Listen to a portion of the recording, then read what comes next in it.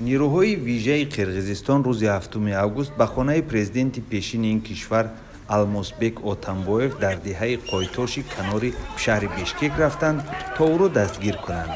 Тарафдорони Отамбоев ӯро иҳота карда монеи амалиёти нироҳои махсус шудаанд. дар ин ҳодиса чанд нафар захм бардошт, вале шумораашон дақиқ нест. садои тирпаронӣ ва таркиш ба гӯш мерасид.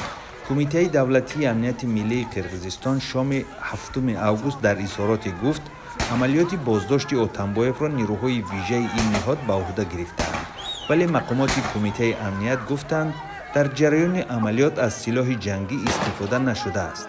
нироҳо бо тирҳои резинӣ муҷаҳҳазанд ва дар ҳоли ҳозир амалиёти боздошт идома дорад, гуфта шудааст дар изҳорот. Алмозбек Отамбоев 3 дафъа барои бозпурсӣ ба Вазорати корҳои дохилии Қирғизистон даъват шуд, вале онро рад кард. Вакили дифои президенти собиқ бозпурсии ӯро ғайриқонунӣ номид ва пешниҳод кард, ки нафари зери ҳимояташ ба суоли муфаттишон хаттӣ ҷавоб гӯяд. ин пешниҳоди ӯ қабул нашуд.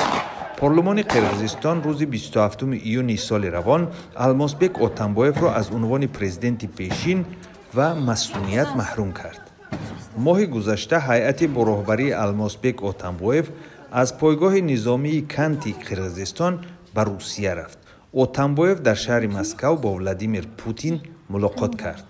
баъди мулоқот Путин пуштибониаш аз президенти кунунии ин кишвар Сооронбей Ҷиенбековро иброз дошт. рӯзи чоршанбе дафтари матбуотии президенти Қирғизистон иброз дошт, ки раҳбари қирғиз истироҳати тобистонаашро қатъ намуда ба кор баргаштааст.